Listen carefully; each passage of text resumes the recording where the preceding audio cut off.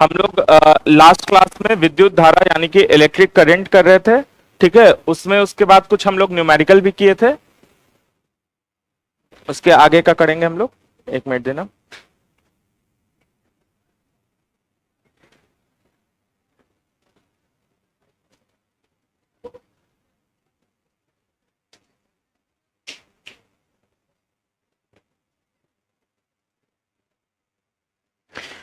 Numerical हम लोग उसका किए थे कि कितना यूनिट कंजम्पशन हो रहा है, मतलब कितना यूनिट मेरा बिजली खपत हो रहा है अगर मेरा कितना एनर्जी है, कितना कितना वाट का कितना पावर का हम चला रहे हैं और कितने देर का चला रहे हैं। जिसपे एक क्वेश्चन किए थे कि हम लोग किस चीज पे मेरा बिजली का जो बिल है वो किन दो चीजों पे निर्भर करता है। किस पे? वाट यानी पावर पे डिपेंड करता है, और दूसरा किस पे डिपेंड करता है? टाइम, कितना घंटा, कितना वाट का कितना घंटा चलाएं। घर में भी यही होता है ना कि भाई 100 वाट का बल्ब है, थोड़ा सा बिजली ज्यादा उठ रहा है, 120 वाट का बल्ब है, ये बिजली ज्यादा उठ रहा है, बल्ब को कम जलाओ। पहले जो नॉर्मल बल्ब आता था, फिर बाद में सीएफएल आया, उसके बाद फिर एलईडी अभी यूज करते हैं हम लोग। तो होता है ना कि बिजली बिल कितना वाट का है उस पर डिपेंड करता है। बाथरूम में पहले, अब तो सब जगह एलईडी लोग लगा लेता है, पहले लोग नॉर्मल जगह बड़ा बल्ब लगाता था, ठीक है, 100 वाट वाला, और बाथरूम के अंदर जो है छोटा बल्ब लगाता था, वो 0 वाट वाला या मतलब 10 वाट वाला, कि बिजली बिल मेरा कम हो। याद है ना सब लोग के यहाँ? अभी भी याद, क्या अभी भी बहुत घर में यूज होता है, ठीक है, छोटा वाला बल्ब जो होता है, वाट वाला, कम वाट वाला बाथरूम में। ठीक है, तो इसीलिए हम लोग का जो बिजली बिल होता है जो सिर्फ दो चीजों पे, लास्ट में एक क्वेश्चन हम करवाए थे लास्ट क्लास में जिसमें 99% लोग गलत बोले थे, सिर्फ एक स्टूडेंट सही बोला था। ठीक है, चलो इसके आगे हम लोग लिखो।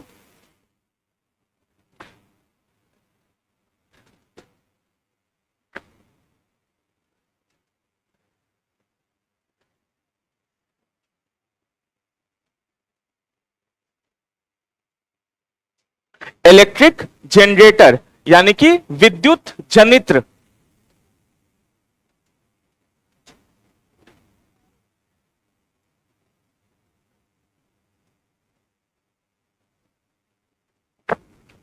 इलेक्ट्रिक जनरेटर यानी कि विद्युत जनित्र। ठीक है, अच्छा इसके पहले तुम लोग एक बात बताओ, एक यूनिट बिजली खपत मतलब क्या हुआ? कितना बिजली खपत किए, कितने वाट का कितने देर तक जलाए? 1 किलोवाट। एक यूनिट बिजली बिल मतलब 1 किलोवाट। ठीक है, 1 किलोवाट मतलब क्या हुआ? मान लो कि 1000 वाट का बल्ब हम कितने देर तक जलाएंगे? 1 घंटे तक जलाएंगे, तो मेरा 1 किलोवाट बिजली बिल उठेगा, जो कि तुम्हारा 1 यूनिट के बराबर होगा। और जिससे मेरा बिजली बिल आता है कि 9 रुपए यूनिट है, तो 1 यूनिट उठ गया। अगर 1000 किलोवाट का, अगर 100 वाट का 10 बल्ब है मतलब 1000 किलोवाट हो गया, उसको अगर 1 घंटे जला देंगे सारे 10 बल्ब को 100 वाट के, तो वो 1 यूनिट बिजली बिल उठाएगा। ठीक है, जो कि तुम्हारा जो भी रेट है, जैसे 9 रुपए, 12 रुपए, इसी अराउंड चलता है, 10 रुपए, कुछ इसी अराउंड चलता है, तो उसमें उस हिसाब से उठेगा। अब आते हैं कि बिजली पैदा कैसे होता है। ठीक है, तो पैदा कैसे होता है? वो पैदा होता है तुम्हारा जनरेटर से। ठीक है, वन ऑफ द फीचर है जनरेटर से। जनरेटर का प्रिंसिपल ही यूज होता है मैक्सिमम जगह, उसके अलावा तुम्हारा सोलर के हिसाब से भी होता है। ठीक है, जैसे तुम लोग साइंस क्लास में, बचपन के साइंस क्लास में पढ़े होगे, रिन्यूएबल एनर्जी, जो वापस से रिन्यू होते रहता है, और रिन्यूएबल एनर्जी बोलते थे ना उसको, नॉन रिन्यूएबल एनर्जी। हाँ, renewable energy, non renewable energy, मतलब जो वापस से पैदा होता रहता है, जैसे कि सूरज हो गया, सूरज की रोशनी से सोलर हो गया। ठीक है, विंड एनर्जी हो गया, हवा से जो एनर्जी होता है, ये अनलिमिटेड है। ठीक है, और जो तुम्हारा जैसे थर्मल पावर प्लांट है जो कोयला से, कोयला तो लिमिटेड है ना, तो उसको इसीलिए नॉन रिन्यूएबल एनर्जी बोलते थे। एनीवे, अभी हम लोग बात कर रहे हैं कि कैसे पैदा होता है, उसके मैकेनिक्स में घुस रहे हैं कि जनरेटर में कैसे होता है। तो लिखो पहले, विद्युत जनित्र यानी कि इलेक्ट्रिक जनरेटर, इंग्लिश वाले इलेक्ट्रिक जनरेटर उसको लिखना, विद्युत जनित्र यानी कि इलेक्ट्रिक जनरेटर, विद्युत धारा, विद्युत जनित्र, विद्युत धारा अथवा बिजली उत्पन्न, विद्युत जनित्र यानी कि इलेक्ट्रिक जनरेटर, विद्युत धारा अथवा बिजली मतलब इलेक्ट्रिक करंट अथवा बिजली उत्पन्न करने का एक उपकरण है।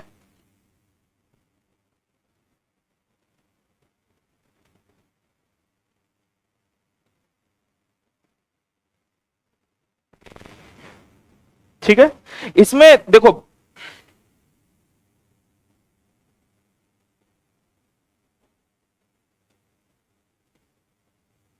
ये कहां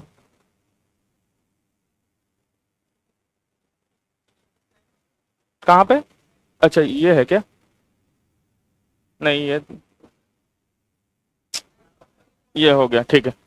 चलो देखो तीन चीज है तुम्हारा, चुंबकीय क्षेत्र, ये हम एक बेसिक बात बता रहे हैं, इसके डिटेल में घुसने का जरूरत नहीं है, तुमको साइंस का एग्जाम नहीं देना है यहाँ पे, ठीक है, फिजिक्स में पीएचडी नहीं करना है, लेकिन एक समझ होना चाहिए कि बेसिक कैसे होता है, इसीलिए ये बेसिक बता रहे हैं कि कैसे पैदा होता है। तुमको अभी यहाँ इंजीनियरिंग का कंपटीशन नहीं देना है, यहाँ पे तुमको बीपीएससी, एसएससी, बैंक, ये सब के एग्जाम्स देने हैं, तो उसमें इतना अंदर घुस के नहीं पूछता है, लेकिन एक आइडिया होना चाहिए इसलिए हम बता दे रहे हैं, ठीक है। एक होता है मैग्नेटिक फील्ड, मतलब क्या हुआ, चुंबकीय क्षेत्र, जो चुंबक से, जो चुंबक हम लोग चिपकाते थे ना अलमारी में, उससे एक क्षेत्र बनता है, उसको चुंबकीय क्षेत्र हो गया। तीन चीज यहां पे, दूसरा हो गया इलेक्ट्रिक करंट, ठीक है, और तीसरा हो गया मोशन।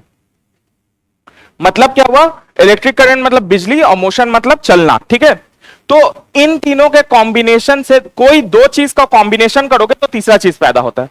अगर मैग्नेटिक फील्ड के अंदर मोशन हम किसी तरफ पैदा कर दें, मतलब चुंबकीय क्षेत्र के अंदर अगर किसी तरह से हम मोशन चालू कर दें, तो उसमें क्या पैदा हो जाएगा, बिजली पैदा हो जाएगा। मतलब मैग्नेटिक फील्ड और मोशन बनाए तो इलेक्ट्रिक करंट बन गया। इसी प्रिंसिपल पे जो है मेरा क्या चलता है, इलेक्ट्रिक जनरेटर चलता है, मोटर नहीं।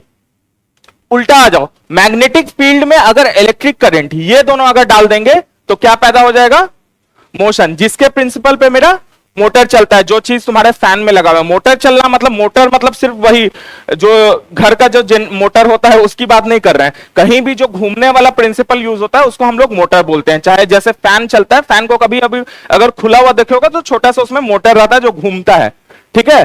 तो कूलर में ज्यादा अच्छा से दिखता है घूमने वाला मोटर, वो अगर कूलर सबका टूट जाता है थोड़े दिन में तो थोड़े दिन में दिख जाता है वो, ठीक है। तो अगर मैग्नेटिक फील्ड में इलेक्ट्रिक करंट दौड़ाएंगे तो मोशन पैदा होगा।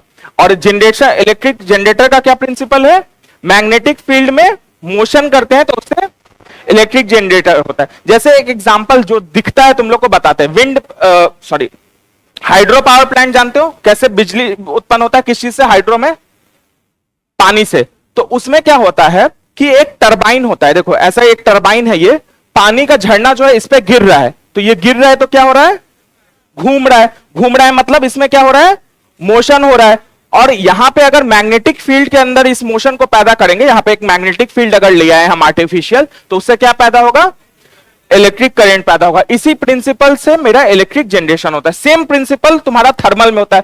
थर्मल में क्या होता है कि कोयला को जला के पानी लाते हैं, ठीक है, थर्मल प्लांट तो हम खुद गए भी थे, पानी लाते हैं, ठीक है, और कोयला जलाने से उस पानी को स्टीम में ले आते हैं, स्टीम मतलब भाप में ले आते हैं, और उस भाप को हाई प्रेशर से टरबाइन पे मारते हैं, तो टरबाइन मेरा फिर से घूमने लगा।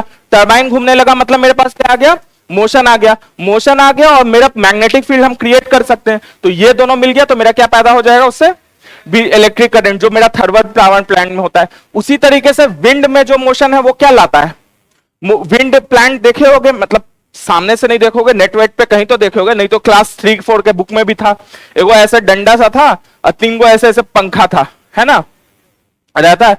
वो पंखा क्यों घूमता है, हवा के कारण, इसीलिए उसको विंड पावर प्लांट बोलते हैं। हवा के कारण फिर से मेरा क्या जनरेट हो गया, मोशन जनरेट हो गया। वहां मैग्नेटिक फील्ड जब रखेंगे तो क्या पैदा हो जाएगा, इलेक्ट्रिक करंट। इस प्रिंसिपल को कि इन किसी दो के कॉम्बिनेशन से तीसरा बन रहा है, इसको इलेक्ट्रोमैग्नेटिक इंडक्शन बोलते हैं, जिसको हिंदी में विद्युत चुंबकीकरण, सॉरी विद्युत चुंबकीय प्रेरण बोलते हैं, ठीक है, इलेक्ट्रोमैग्नेटिक इंडक्शन। इसी प्रिंसिपल पे तुम्हारा चाहे जनरेटर हो चाहे तुम्हारा मोटर हो, वो काम करता है। तो आगे लिखो, ठीक है।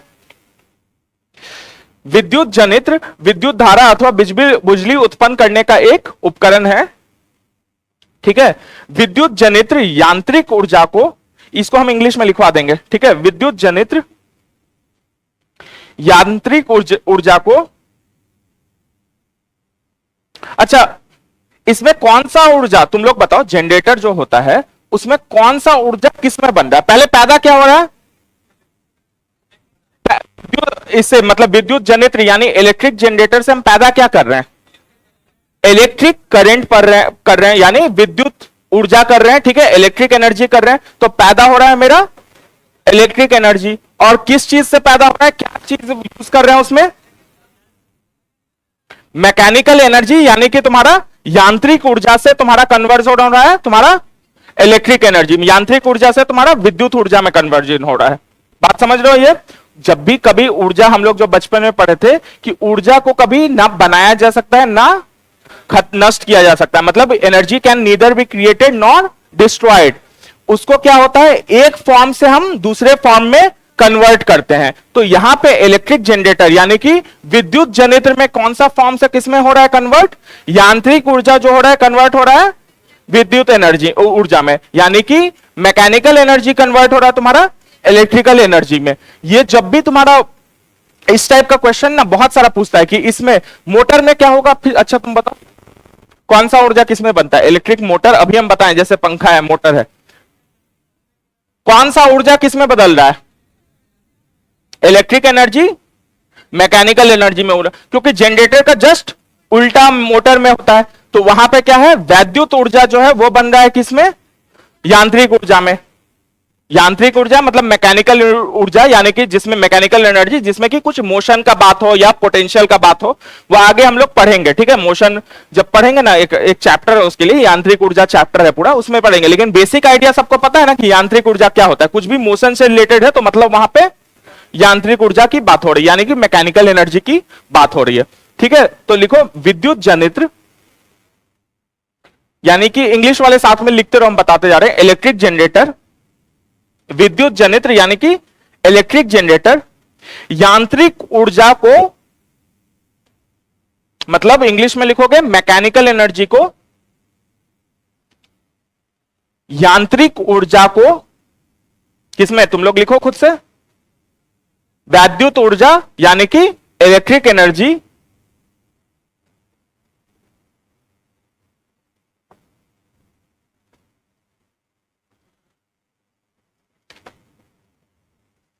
विद्युत जनित्र यांत्रिक ऊर्जा को वैद्युत ऊर्जा में रूपांतरित करता है, ठीक है। मींस क्या हुआ, electric generator converts mechanical energy into electrical energy. विद्युत जनित्र यांत्रिक ऊर्जा को वैद्युत ऊर्जा में रूपांतरित करता है, ठीक है। लास्ट लाइन लिखो, ये हिंदी वाले अलग लिखना, हम इंग्लिश को अलग लिखवाएंगे। ये लाइन विद्युत जनित्र, हाँ फिर से लास्ट लाइन है, आखिरी लाइन, ये हिंदी वाले सिर्फ लिखना। विद्युत जनित्र कॉमा विद्युत चुंबकीय, विद्युत चुंबकीय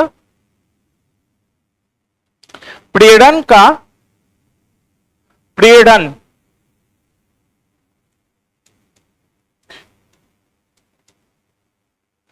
अड़ा है, ये अड़ा, विद्युत जनित्र कॉमा विद्युत चुंबकीय प्रेरण का एक अनुप्रयोग है।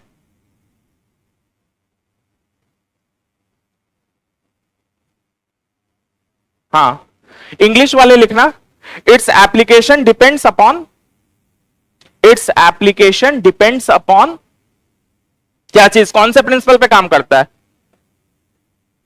जनरेटर हो या मोटर, अभी हम बताएं। ये जो दो चीज मिलके एक चीज बनता है, इसको कौन सा प्रिंसिपल बोलते हैं इंग्लिश में? इलेक्ट्रोमैग्नेटिक इंडक्शन, सही तो बोल लो, ठीक है।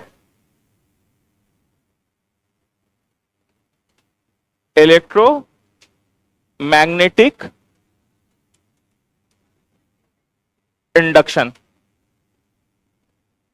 ठीक है। Its application depends upon electromagnetic induction, जिसको हिंदी में हम लोग विद्युत चुंबकीय प्रेरण बोल रहे हैं। मतलब क्या हुआ, वर्ड से तोड़ के बता देते हैं। इलेक्ट्रो मतलब क्या हुआ, किससे रिलेटेड हो गया? इलेक्ट्रिसिटी से रिलेटेड हो गया, और मैग्नेटिक मतलब चुंबक से रिलेटेड हो गया। तो इसीलिए इलेक्ट्रिसिटी और मैग्नेट का कॉम्बिनेशन का प्रिंसिपल इसी से जनरेटर में होता है। हम बताए ना, यहां पे मैग्नेटिक फील्ड और मोशन ले आएंगे तो क्या पैदा हो जाएगा? Electric current. और मैग्नेटिक फील्ड और इलेक्ट्रिक करंट ले आएंगे तो क्या पैदा हो जाएगा? मोशन। तो इसी प्रिंसिपल को कि इन दो में से एक बन जाता है, इसी को हम लोग इलेक्ट्रोमैग्नेटिक इंडक्शन यानी कि विद्युत चुंबकीय प्रेरण बोलते हैं। हिंदी में विद्युत चुंबकीय प्रेरण और इंग्लिश में इलेक्ट्रोमैग्नेटिक इंडक्शन बोलते हैं। क्यों बोलते हैं ये समझ में आ रहा है? क्योंकि दोनों का कॉम्बिनेशन है, इलेक्ट्रो और मैग्नेटिक। इलेक्ट्रो मतलब बिजली, वहां पे हिंदी में तो सीधा ही दिख रहा है विद्युत चुंबकीय, विद्युत मतलब बिजली और चुंबकीय मतलब मैग्नेट से रिलेटेड, चुंबक से रिलेटेड। तो इन दोनों के कॉम्बिनेशन से जो इफेक्ट आ रहा है उसको इलेक्ट्रोमैग्नेटिक इंडक्शन इफेक्ट बोल रहे हैं। बात समझ में आ रहा है? सेम प्रिंसिपल तुम्हारा जाएगा इलेक्ट्रिक मोटर में। ठीक है, तो लिखो, नेक्स्ट लिखो विद्युत मोटर यानी कि इंग्लिश में इलेक्ट्रिक मोटर। इसमें क्या होगा, पहला लाइन तुम लोग लिखोगे खुद से, कौन कौन सा ऊर्जा किसमें बन रहा है? इलेक्ट्रिक एनर्जी यानी कि विद्युत ऊर्जा, वैद्युत ऊर्जा किसमें बन रहा है? मैकेनिकल एनर्जी यानी कि यांत्रिक ऊर्जा में बदल रहा है। तो लिखो विद्युत मोटर एक ऐसी युक्ति है, युक्ति मींस डिवाइड, डिवाइस इंग्लिश में। विद्युत मोटर एक ऐसी युक्ति है यानी डिवाइस है जो, खुद से लिखो, वैद्युत ऊर्जा को यांत्रिक ऊर्जा में बदलती है, जो वैद्युत ऊर्जा को यांत्रिक ऊर्जा में बदलती है। मींस जो मैकेनिकल एनर्जी को इलेक्ट्रिकल एनर्जी में बदलती है, इंग्लिश में लिखना।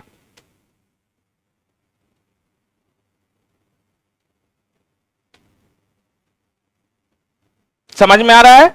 इलेक्ट्रिक मोटर यानी कि वैद्युत मोटर एक ऐसा उपकरण है, एक ऐसा डिवाइस है जो कि तुम्हारा इलेक्ट्रिक एनर्जी को तुम्हारा मैकेनिकल एनर्जी में करता है, यानी कि वैद्युत ऊर्जा को तुम्हारा यांत्रिक ऊर्जा में कन्वर्ट करता है। फिर से ये कौन से सिद्धांत पे चलता है? विद्युत चुंबकीय प्रेरण सिद्धांत पे यानी कि इलेक्ट्रोमैग्नेटिक इंडक्शन पे चलता है। तो नेक्स्ट लाइन यही लिख लो, विद्युत मोटर विद्युत मोटर कॉमा विद्युत चुंबकीय प्रेरण, सेम लाइन जो वहां लिखे थे, विद्युत मोटर कॉमा विद्युत चुंबकीय प्रेरण का एक अनुप्रयोग है। इंग्लिश वाले सेम लाइन वहां से लिखना जो लिखवाए थे वहां पे कि its application depends upon electromagnetic induction. जो लाइन वहां पे लिखवाए थे वही लाइन यहां पे लिखना है कि बेसिकली ये इलेक्ट्रोमैग्नेटिक इंडक्शन यानी कि विद्युत चुंबकीय प्रेरण के कारण ही वर्क करता है, इसी का एक एप्लीकेशन है ये। ठीक है, इसका एग्जांपल बताओ। फैन हो गया, इलेक्ट्रिक फैन हो गया, वॉशिंग मशीन, मिक्सर एक्सेट्रा। ठीक है,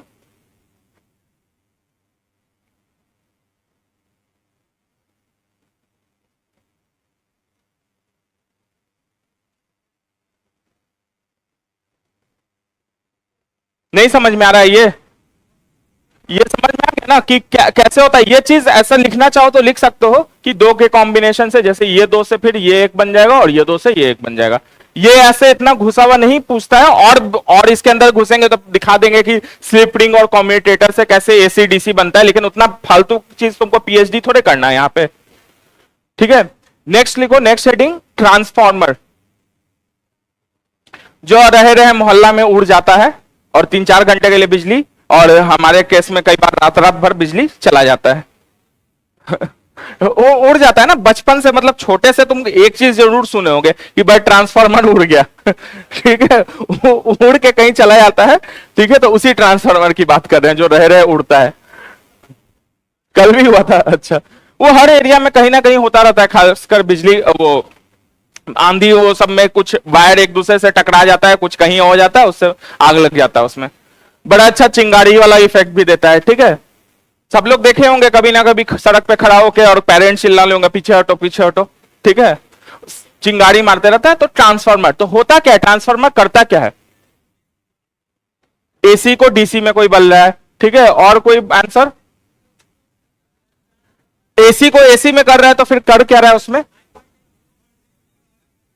हाई वोल्टेज को लो वोल्टेज में, या सिर्फ हाई को लो में नहीं, लो को भी हाई में करता है, ठीक है। एसी को डीसी में नहीं करता है। ट्रांसफार्मर सिर्फ और सिर्फ एसी करंट पे ही वर्क करता है, डीसी करंट पे वर्क नहीं करता है। ये क्वेश्चन अगर दे कि ट्रांसफार्मर डीसी हाई वोल्टेज को लो वोल्टेज करता है और आंसर में एक ऑप्शन रहे नन ऑफ दिस, तो तुमको कौन सा मारना है? None of this. अगर एसी वाला ऑप्शन नहीं है कि एसी को वो एसी करंट के हाई वोल्टेज को लो वोल्टेज में करता है और एसी करंट के लो वोल्टेज को हाई वोल्टेज में करता है। ऐसा क्यों करता है? हाई और लो वोल्टेज क्यों होता है? क्या होता है प्रिंसिपल? क्यों यूज होता है? मतलब ट्रांसफार्मर क्यों यूज होता है? हाई वोल्टेज को हम लोग डायरेक्ट यूज नहीं कर सकते, नहीं तो मेरा उपकरण जो है वो क्या हो जाएगा? जल जाएगा, ठीक है। तो हाई वोल्टेज पे भेजना ही क्यों? फिर लो ही वोल्टेज पे भेजते। मतलब जहां पैदा होता है वहां से मोटे मोटे तार में हम तक पहुंचता है, फिर वहां ट्रांसफार्मर लगा होता है जिससे मेरे घर तक आता है। तो उससे अच्छा लॉस, कोई लॉस वर्ड यूज किया था। क्या होता है कि जब हम बिजली को कहीं पैदा करते हैं, कहीं दूर पैदा किए, किससे पैदा किए? Electric motor, sorry electric generator से पैदा किए। जो भी प्रिंसिपल यूज किए, मतलब कि थर्मल से या विंड एनर्जी से या जो भी प्रिंसिपल से हम पैदा किए इलेक्ट्रिक एनर्जी, ये इलेक्ट्रिक एनर्जी को बहुत बहुत दूर जाना पड़ता है, ठीक है। बहुत दूर अगर लो वोल्टेज पे भेजेंगे हम लोग, तो मेरा जो उस केस में लॉस होता है वो क्या हो जाता है? बहुत ज्यादा हो जाता है, ठीक है। तो इसीलिए यहां पे एक ट्रांसफार्मर लगा जाता है जो उसको हाई वोल्टेज पे कर देता है, बहुत हाई वोल्टेज पे कर देता है। उसी हाई वोल्टेज से तुम्हारा दूर तक सप्लाई होता है। फिर शहर के अंदर एक पहला एक मेजर जगह होता है जहां पे कि एक ट्रांसफार्म, मतलब काफी सारे ट्रांसफार्मर लगाए जाते हैं, वहां से थोड़ा लो वोल्टेज करते हैं और उसके बाद हर क्षेत्र में भेजते हैं। फिर वहां एक ट्रांसफार्मर लगा रहता है जो कि तुम्हारा फाइनली तुम्हारे घर तक पहुंचने लायक लोड पे लाता है। मतलब कितना वोल्ट? 220 वोल्ट। 220 40 कहां पड़े हो? 220 वोल्ट। और हर्ट्ज में कितना कितना फ्रीक्वेंसी? 50 hertz frequency. इंडिया का जो फिक्स्ड हर्ट्ज फ्रीक्वेंसी है, यानी कि फिक्स्ड आवृत्ति जो है वो कितना है? 50 हर्ट्ज। जो मेरा पावर सप्लाई होता है हम लोग के घर में वो 50 हर्ट्ज पे होता है और 220 वोल्ट पे होता है, ठीक है। तो इसी तरीके से यहां पे जो लगा हुआ है वो क्या है? स्टेप अप, यानी कि उच्चीय ट्रांसफार्मर लगा हुआ है। ये क्या कर रहा है? लो वोल्टेज को हाई वोल्टेज जहां पैदा हो रहा है, फिर हाई वोल्टेज में ये ट्रांसमिट हो रहा है जहां पे यूज करना है। मान लो पैदा हुआ कहीं बरौनी में, ठीक है। बरौनी में थर्मल पावर प्लांट है, वहां से ये आया दरभंगा तक। दरभंगा में कौन सा ट्रांसफार्मर लगा होगा? स्टेप डाउन, यानी कि अपचाई, अपचाई ट्रांसफार्मर, यानी कि स्टेप डाउन ट्रांसफार्मर लगा रहेगा जो हाई वोल्टेज को किस में कर देगा? लो वोल्टेज में। और उससे फिर तुम्हारे एरिया में जाएगा। फिर वहां पे तुम्हारे एरिया में एक एक ट्रांसफार्मर लगा रहता है जो तुम्हारा उसको फर्दर लो वोल्टेज करके उसको कितने पे ले आता है? फाइनली 220 वोल्ट पे। और उसी 220 वोल्ट पे तुम्हारे घर में सप्लाई होता है बिजली, ठीक है। तो लिखो ट्रांसफार्मर। ये भी सेम प्रिंसिपल, इसमें भी वही प्रिंसिपल चलता है, ठीक है। अब कैसे चलता है अंदर, ये इतना घुसने का जरूरत नहीं। ये इलेक्ट्रिकल एनर्जी का अगर तुम्हारा सॉरी इलेक्ट्रिकल इंजीनियरिंग करते तो पढ़ते, हम लोग इलेक्ट्रिकल इंजीनियर हैं हम, तो उसके अंदर पढ़े थे, ठीक है। वो तुमको जानने का जरूरत नहीं है अंदर कैसे प्रिंसिपल कन्वर्ट करता है हाई से लो में, ठीक है। तो लिखो ट्रांसफार्मर, यानी कि विद्युत ट्रांसफार्मर, ठीक है। इसमें लिखो विद्युत चुंबकीय प्रेरण, यानी कि इलेक्ट्रोमैग्नेटिक इंडक्शन। विद्युत चुंबकीय प्रेरण यानी कि इंग्लिश में इलेक्ट्रोमैग्नेटिक इंडक्शन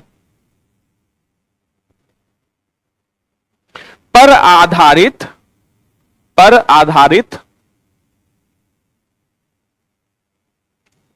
ट्रांसफार्मर एक ऐसा यंत्र है, पर आधारित ट्रांसफार्मर एक ऐसा यंत्र है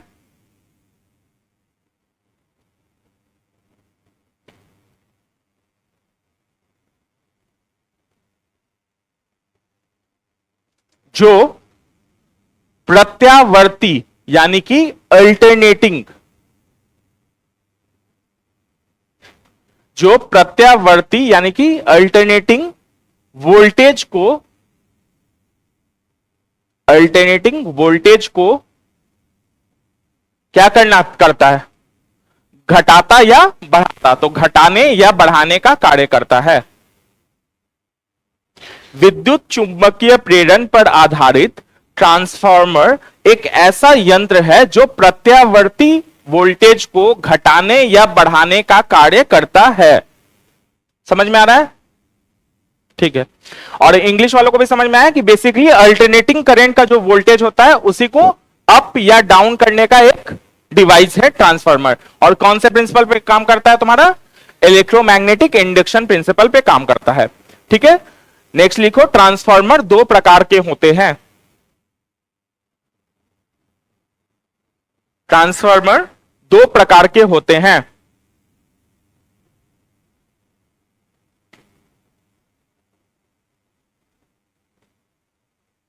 पहला हो गया उच्चाई ट्रांसफार्मर, उच्च के आगे आकार लगा के य में दीर्घिकार लगा देना।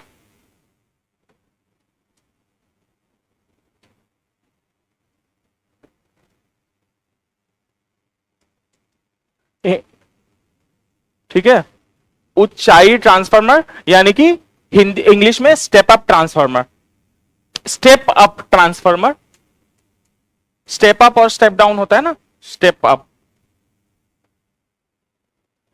उच्चाई ट्रांसफार्मर यानी कि स्टेप अप ट्रांसफार्मर, ये क्या करेगा? निम्न विभव को हाई में करेगा, मतलब लो वोल्टेज को तुम्हारा हाई वोल्टेज में करेगा। तो हिंदी में लिख लेना, यह निम्न विभव की, ये सिर्फ हिंदी में लिखना, यह निम्न विभव की, यह निम्न विभव की प्रत्यावर्ती धारा को, ये बार बार हम प्रत्यावर्ती, जो पीछे भी हम प्रत्यावर्ती लिखवाए थे ना, अल्टरनेटिंग जो लिखवाए थे जो ट्रांसफार्मर के डेफिनेशन में, उसको एक बार अंडरलाइन कर देना। ये गलती हो सकता है, ये चीज होता है ना, लोग का छूट जाता है एग्जाम के हर बारी में। स्टेप अप देखे, स्टेप डाउन देखे, मतलब कि ऊंचाई देखे या अपचाई देखे, ट्रांसफार्मर है मार दिए एकदम ताबड़तोड़, और बाद में उसमें वो देखना भूल गए कि वो एसी है कि डीसी है। एसी में ही ट्रांसफार्मर काम करता है, डीसी में काम नहीं करता है। तो इसलिए उस लाइन को अंडरलाइन, उस वर्ड को अंडरलाइन ही कर देना। ठीक है, इसमें लिखो, यह निम्न विभव की प्रत्यावर्ती धारा को उच्च विभव की, उच्च विभव की प्रत्यावर्ती धारा में बदलने का काम करता है।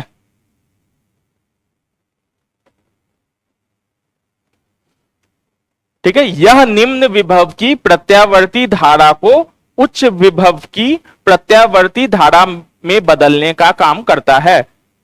ठीक है, इंग्लिश में लिखना, it converts low voltage to high voltage of alternating current. It converts low voltage to high voltage of alternating current. ठीक है, समझ में आ रहा है सबको? जिसका जस्ट उल्टा हो गया अपचाई।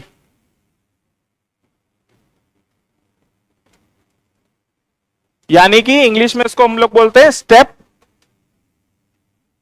डाउन। ठीक है, अपचाई, हाँ दूसरा। पहला था तुम्हारा उच्चाई यानी कि स्टेप अप ट्रांसफार्मर, जो कि तुम्हारा लो को हाई वोल्टेज में कर रहा है, यानी कि लो विभव को तुम्हारा हाई विभव में कर रहा है। दूसरा हो गया तुम्हारा स्टेप डाउन यानी कि अपचाई ट्रांसफार्मर, ये तुम्हारा इसका जस्ट उल्टा करेगा। ये क्या करेगा? उच्च को निम्न करेगा, यानी कि हाई वोल्टेज को लो वोल्टेज करेगा। किसका? अल्टरनेटिंग करंट का, एसी का। तो इसमें लिखो, यह उच्च विभव की प्रत्यावर्ती धारा को, इंग्लिश वाले अपना लिख सकते हो इसमें। ठीक है, यह उच्च विभव की प्रत्यावर्ती धारा को निम्न विभव की प्रत्यावर्ती धारा में बदलने का काम करता है।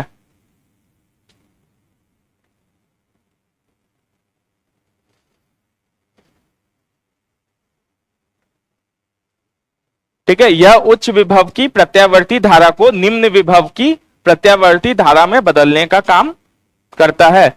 Means it converts high voltage to low voltage of AC.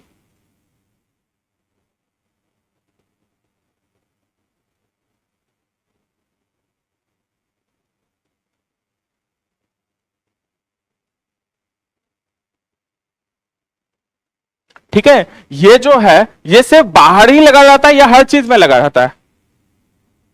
और भी डिवाइसेस जो होते हैं, मान लो तुम्हारा कोई इलेक्ट्रिक डिवाइस है जो तुम्हारा 220 वोल्ट पे नहीं काम कर रहा है, तो उसमें क्या है, उसमें भी एक छोटा सा ट्रांसफार्मर लगा रहता है जो उसके वोल्टेज पे उसको ले आता है। ठीक है, इसमें एक लाइन लिख लो, नेक्स्ट पैराग्राफ में लिख लेना, पैराग्राफ चेंज करके। ट्रांसफार्मर उन विद्युत उपकरणों के साथ काम करता है, ट्रांसफार्मर उन विद्युत उपकरणों के साथ काम करता है। विद्युत उपकरण मतलब हो गया इलेक्ट्रिक डिवाइस, इंग्लिश में अगर नहीं समझ में आ रहा है तो इलेक्ट्रिक डिवाइस। ट्रांसफार्मर उन इलेक्ट्रिक डिवाइस के साथ काम करता है, कॉमा, जो मेंस के वोल्टेज से, जो मेंस के वोल्टेज से भिन्न वोल्टेज पर कार्य करते हैं। मेंस वोल्टेज मतलब तुम्हारा घर में कितना आता है, 200 वोल्टेज, 220 वोल्ट से जो डिफरेंट वोल्टेज पे काम करता है, उन डिवाइसेस में भी तुम्हारा ट्रांसफार्मर लगा रहता है। क्या चीज, अच्छा लास्ट लाइन, ट्रांसफार्मर उन विद्युत उपकरणों के साथ काम करता है, कॉमा, जो मेंस के वोल्टेज से भिन्न वोल्टेज पर कार्य करते हैं। इंग्लिश वाले विद्युत उपकरण मतलब हो गया इलेक्ट्रिक डिवाइस, और बाकी तो समझ में आ ही रहा है। जो मेंस वोल्टेज से भिन्न मींस डिफरेंट वोल्टेज पर कार्य करते हैं।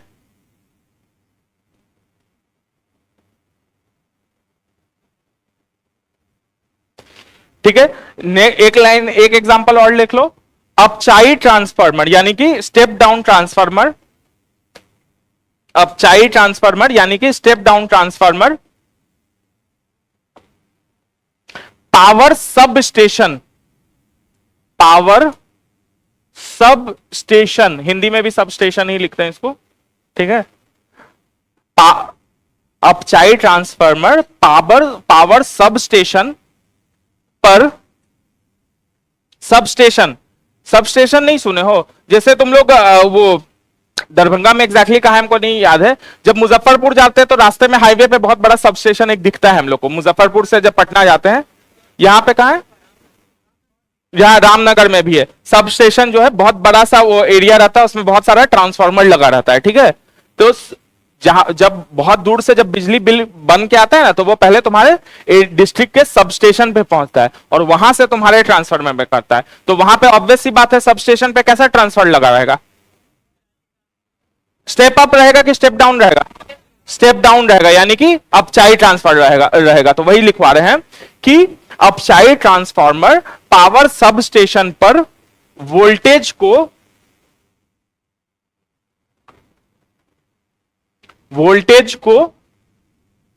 स्टेप डाउन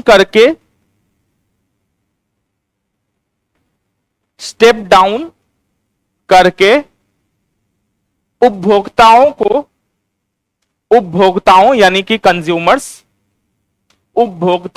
कि कंज्यूमर्स को वितरित करने के काम आते हैं।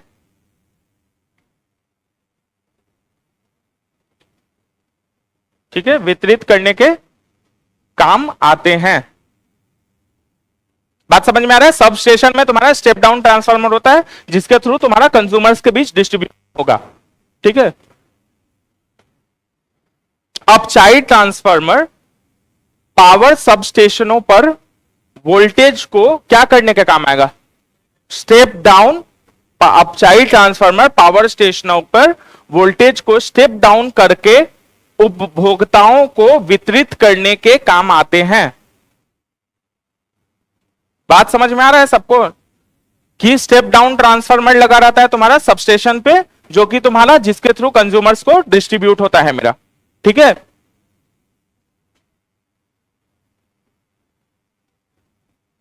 मेन कंपनी कौन सा है गवर्नमेंट का जो डिस्ट्रीब्यूशन में काम आता है? एनटीपीसी। ऐसे रीजन में तो वो अलग अलग है, लेकिन मेन इंडिया का जो मेन गवर्नमेंट कंपनी है, जो नवरत्न, भारत रत्न, उस सब में कंपनी में आता है, कौन सा कंपनी है जो डिस्ट्रीब्यूशन में काम आता है? एनटीपीसी जो है वो पैदा में काम आता है। मतलब जनरेशन का कंपनी है, डिस्ट्रीब्यूशन का कंपनी पावर ग्रिड है। पावर ग्रिड सुने होंगे ना नाम, छोटा सा लिखा रहता है बहुत जगह। बाकी तो डिस्ट्रीब्यूशन का हैंडलिंग तो अब प्राइवेट सेक्टर को हो गया है, डिफरेंट एरियाज का। लेकिन जो ओवरऑल इंडिया का जो डिस्ट्रीब्यूशन देखता है, जो कंपनी, जो मतलब गवर्नमेंट कंपनी है, जिसको पीएसयू बोलते हैं, पब्लिक सेक्टर यूनिट, वो तुम्हारा पावर ग्रिड है। और एनटीपीसी मेनली है तुम्हारा बिजली पैदा करने में, ठीक है। बीएचईएल है, जैसे भेल है तुम्हारा उपकरण बनाने में, जैसे कि रेलवे का इंजन है, ये सब बनाने में बीएचईएल है तुम्हारा, ठीक है। और भी बहुत सारा, मतलब जो मशीनरीज बनाता है वो सारा बीएचईएल बनाता है तुम्हारा। काफी सारा मशीनरी, सिर्फ इंजन नहीं, इंजन तो छोटा पार्ट है उसका, बहुत मेन इंजन तो बहुत सारी कंपनीज है अलग अलग बनाती है। बीएचईएल जो उपकरण सब डिफरेंट बनाता है, वो तुम्हारा जो डिवाइसेस होता है उसमें मेनली बीएचईएल करता है। और एनटीपीसी तुम्हारा बिजली उपकरण में रहता है, और तुम्हारा पावर ग्रिड जो है वो डिस्ट्रीब्यूशन में रहता है, ठीक है। यहां तक हो गया। अब हम लोग आ जाते हैं प्रतिरोध का, जो हम लोग बोले थे ना, एक चीज हम छोड़े हुए रेजिस्टेंस का।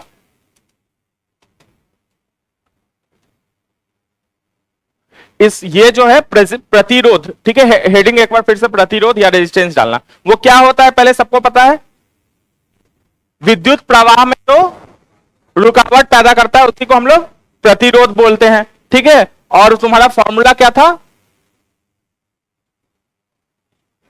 V is equal to I R. V is I is directly proportional to V, हम लोग पढ़े थे। फिर हम लोग उसको बोले V is directly proportional to I लिख सकते हैं, इक्वल टू कर देंगे तो V is equal to I R. यहाँ पे जो ये कांस्टेंट है यही रेजिस्टेंस है, ये हम लोग पिछले क्लास में डिस्कस किए थे, ये पूरा बात है ना। अब ये जो रेजिस्टेंस होता है, ये जैसे हम लोग का बल्ब है या ट्यूबलाइट है या फैन है, ये सारा एक तरह का प्रतिरोध है, सब कुछ एक रुकावट है जिससे वहां पे बिजली को हम यूज कर रहे हैं। तो ये प्रतिरोध जो होता है दो तरीके से लग सकता है। ऐसे लग सकता है जिसको हम लोग बोलते हैं सीरीज में है, और दूसरा होता है तुम्हारा पैरेलल में, जिसमें कि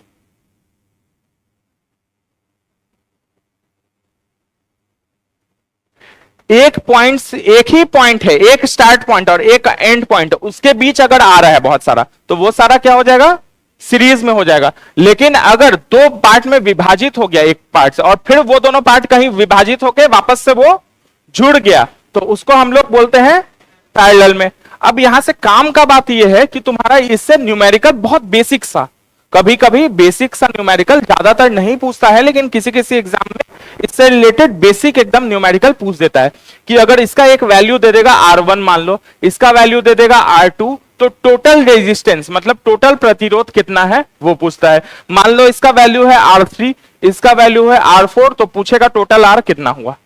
तो जब जब रेजिस्टेंस जो होता है सीरीज में होता है, तो अगर टोटल वैल्यू करना है तो सिंपली कुछ क्या करना है, उसको जोड़ देना है, तो वो हो जाएगा तुम्हारा R1 plus R2 plus so on जितना है जो भी है। अगर वो पैरेलल में है, इस तरीके से है कि, तो उसमें क्या हो जाएगा, R का वैल्यू क्या हो जाएगा, 1/R is equal to 1/R3 plus 1/R4। यहां पे जब final value 1/R3 plus 1/R4 का जो वैल्यू आएगा, वो किसका वैल्यू होगा, 1/R को, उसको फिर पलटना भी होता है, जो हम लोग एग्जाम में भूल जाते हैं, ठीक है। अभी एग्जाम्पल करेंगे तो पता चलेगा, बताएंगे कि कैसे उस चीज को हम लोग, ज्यादातर लोग उस चीज को गलत कर देते हैं एग्जाम प्रेशर में। तो पहले ये लिख लो, रेजिस्टेंस दो टाइप का होता है, सीरीज और पैरेलल। ये सब का डेफिनेशन और वो सब में नहीं घुस रहे हैं, सिंपली न्यूमेरिकल से रिलेटेड बात कर रहे हैं हम लोग, ठीक है। रेजिस्टेंस यानी कि प्रतिरोध दो प्रकार का होता है। नंबर 1 लिखो सीरीज, नंबर 2 पैरेलल। सीरीज में ये डायग्राम बनाओ, टोटल R लिखो ऐसे करके, इसको खाली 1/R1 प्लस 1/R2 लिखो, समझ में आ जाएगा ना कि अगर 3 होगा तो यहाँ +3 +4 ऐसे बढ़ते जाएगा।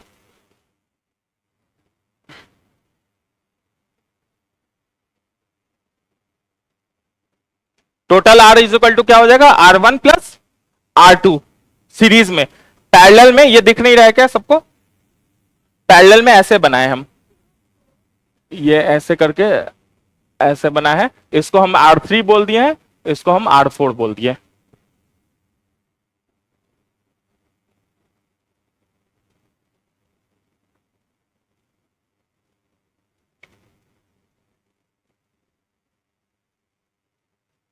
ठीक है। और इसमें क्या हो जाएगा, आर जब आर टोटल प्रतिरोध निकालने बोलेगा तो 1/r is equal to 1/r3 plus 1/r4। ये जो वैल्यू आएगा उसको उल्टा भी करना है, क्योंकि आर का वैल्यू पूछता है, 1/r का नहीं पूछता है।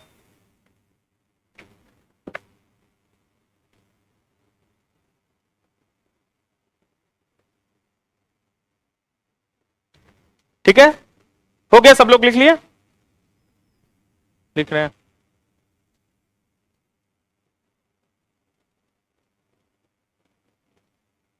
चलो अब क्वेश्चन करो तो न्यूमेरिकल। ये 3 है, ये 5 है, तो टोटल कितना हो जाएगा, बेसिक है उसमें पेन नहीं उठाने का जरूरत है, 8 हो गया। अब ये अगर 3 है, ये 5 है, ये भी 5 है, ये 3 है, अब इसका टोटल रेजिस्टेंस निकाल के बताओ तो। सबको ही करो। कैसे हो जाएगा, ये कितना हो जाएगा ऊपर वाला, ये ऊपर वाला दोनों किस में है, सीरीज में है कि पैरेलल में है, सीरीज में है, तो टोटल वैल्यू कितना हो जाएगा 8। और ये नीचे वाला दोनों किस में है, सीरीज में, तो 8 हो जाएगा। 8 और 8 पैरेलल में, मतलब 1/r is equal to 1/8 plus 1/8, तो इज इक्वल टू कितना हो जाएगा, ये बन जाएगा तुम्हारा 1/4। ये हो जाएगा 1/r का वैल्यू 1/4 हो जाएगा, तो r का वैल्यू क्या हो जाएगा तुम्हारा 4। ये बात समझ में आ रहा है। यहां पे ही गलती होता है, ऑप्शन में 1/4, इसमें तो दिख रहा है ना 8 8 है, तो सीधा सबको 1/4 दे रहा है, ये इजी दिए है।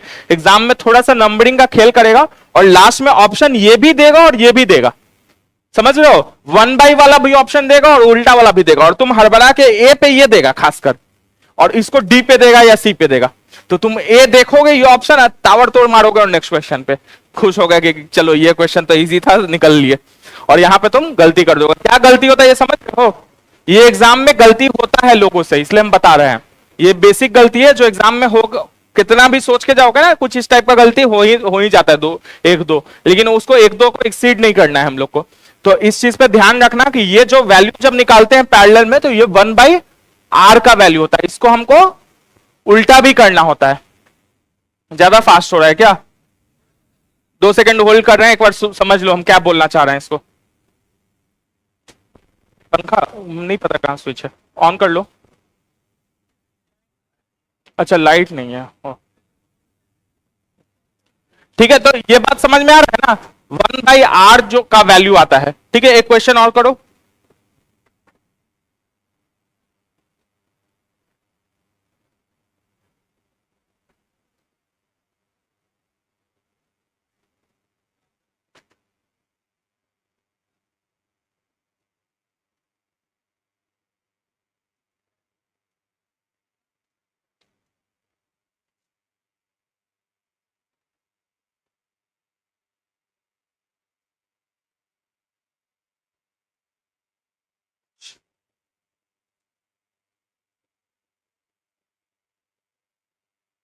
इजी मैथ्स का प्रैक्टिस नहीं ना करवाना है हमको, इजी इजी क्वेश्चन देते हैं, नंबरिंग वो तुमको नंबरिंग का जोड़ने जोड़ने घटाओ जो है तुम उसमें सीखना मैथ्स में। इस क्वेश्चन को सॉल्व करो तो। चलो एक आंसर आया 22।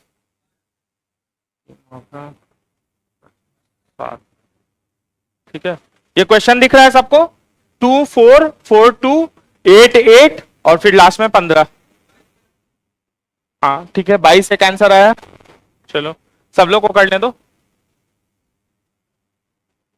इसमें बताना है तुम्हारा टोटल आर कितना होता है, टोटल रेजिस्टेंस।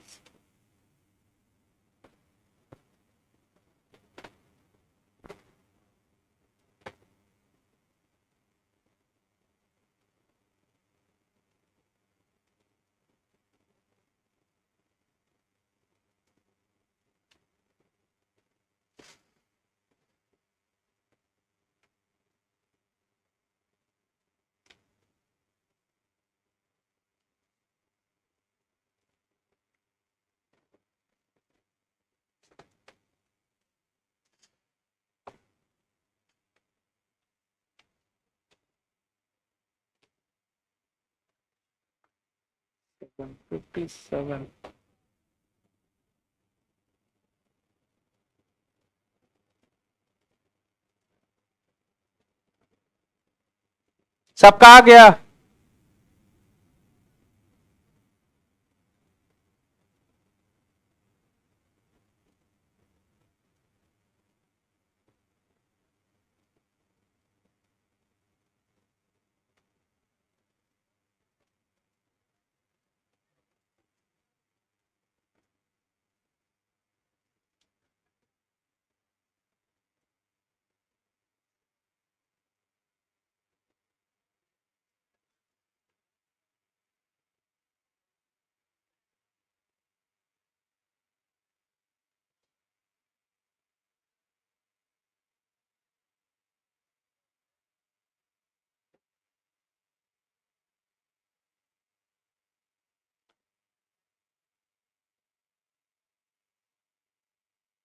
ठीक है, चलो ये सॉल्व हो गया? किसी को डाउट है इसमें? सबका सॉल्व हो गया? सब मैथ्स में अच्छा है मतलब। ये क्या है, 4 2 हो गया सीरीज में, मतलब 6 हो गया, 4 2 हो गया, ये 6 हो गया, 6 6 पैरेलल में, मतलब 1/6 plus 1/6 is equal to 1/r। तो ये 1/r तुम्हारा हो जाएगा 1/3, मतलब r इज इक्वल टू हो जाएगा तुम्हारा 3। तो ये हो जाएगा इस पूरे चीज का 3 हो गया। ठीक है, ये 8 8 है, मतलब इसका क्या हो जाएगा 1/8 plus 1/8 is equal to 1/r। तो r is 1/r is equal to 1/4, मतलब r इज इक्वल टू 4। तो ये हो जाएगा 4 और यहां है 15। फिर से 3 4 और 15 तीनों सीरीज में है, मतलब 4 3 7 15 7 22। तो इसीलिए इसका आंसर 22 हो जाएगा। समझ में आया? नेक्स्ट क्वेश्चन लिखो। दो तारों की लंबाई यानी कि लेंथ, दो तारों की लंबाई मतलब लेंथ, कॉमा व्यास, व्यास यानी कि इंग्लिश में डायमीटर, व्यास, व्यास आधा व यास। ठीक है, बात समझ रहे हो ना, प्रोनाउंसिएशन क्यों पकड़ रहे हो हिंदी वाला? ठीक है, डायमीटर और प्रतिरोधकताएं, और प्रतिरोधकताएं यानी कि रेजिस्टिविटीज। ठीक है, मतलब 2 4 लोग व्यास व्यास बोल के बहुत खुश हो गए। हिंदी का प्रोनाउंसिएशन हो सकता है मेरा गलत हो हल्का फुल्का, ठीक है, क्योंकि मेरा हिंदी नेचुरल सब्जेक्ट नहीं, मतलब जो भी हम पढ़ाई किए हैं हिंदी में नहीं किए हैं, सारा मेरा इंग्लिश में है, तो इसलिए प्रोनाउंसिएशन में दिक्कत हो सकता है कई बार। दो तारों की लंबाई, कॉमा व्यास और प्रतिरोधकताएं मींस दो वायर्स की लेंथ, कॉमा डायमीटर्स एंड रेजिस्टिविटीज। ठीक है, प्रतिरोधकताएं बोल रहे हैं, मतलब प्रतिरोधक, वो रेजिस्टेंस नहीं बोल रहे हैं, रेजिस्टिविटी बोल रहे हैं। मतलब किसका बात कर रहे हैं, रो का भी बात कर रहे हैं कि आर का बात कर रहे हैं? रो का बात कर रहे हैं। ठीक है ना, वो फॉर्मूला याद है ना, R is equal to rho L by A. ठीक है, तो वहां के रो का, रेजिस्टिविटी का बात कर रहे हैं, रेजिस्टेंस का नहीं। इसका ऐसा ही मात्रक क्या था रेजिस्टिविटी का? ओम मीटर। और रेजिस्टेंस का क्या था? ओम। प्रतिरोधक, सॉरी प्रतिरोधकता का था तुम्हारा ओम मीटर, और प्रतिरोध का था तुम्हारा ओम। ठीक है, तो यहां प्रतिरोधकता की बात कर रहे हैं। ठीक है, सभी लिखो, सभी 1:2, सभी 1:2 के अनुपात में है। ठीक है, मतलब क्या हुआ, दो वायर है मेरे पास, इसका लेंथ, इसका डायमीटर और इसका रेजिस्टिविटी जो है वो 1:2 में है। अगर इसका सब चीज 1 है तो दूसरे वाले का सब कुछ क्या है, 2 है। तो पूछ रहा है अगर पतले तार का प्रतिरोध, अगर क्या चीज, दो तारों की लंबाई, कॉमा व्यास और प्रतिरोधकताएं सभी 1:2 के अनुपात में है। ठीक है, फुल स्टॉप। अगर पतले तार का प्रतिरोध मींस रेजिस्टेंस, अगर पतले तार का प्रतिरोध यानी रेजिस्टेंस 10 ओम है, तो मोटे तार का प्रतिरोध क्या होगा? अच्छा, ये 5 बोल रहा है, सॉल्व तो करो पहले।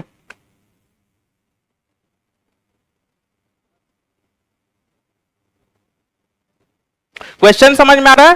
दो वायर है जिसमें की लेंथ, डायमीटर और रेजिस्टिविटी जो है, तीनों चीज 1:2 में है। तो अगर पतले तार का जो है, जिसका जो पतला है जिसका डायमीटर, उसका अगर रेजिस्टेंस जो है 10 ओम है, तो मोटे वाले तार का तुम्हारा रेजिस्टेंस क्या होगा?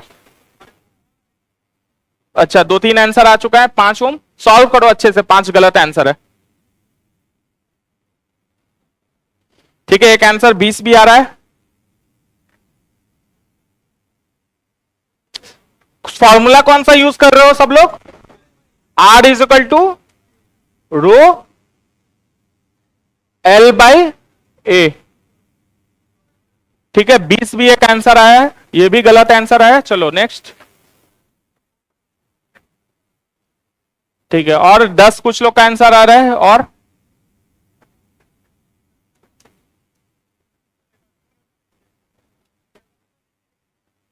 ऑप्शन क्या देना इस न्यूमेरिकल में?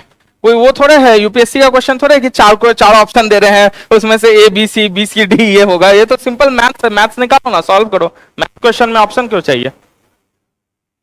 5 भी आ रहा है। ठीक है, क्वेश्चन क्या बोल रहा है कि तुम्हारा पहले वाले का सॉरी सॉल्व करते हैं। पहले वाले का मेरा हो गया रो 1 L1 और A1 हो गया।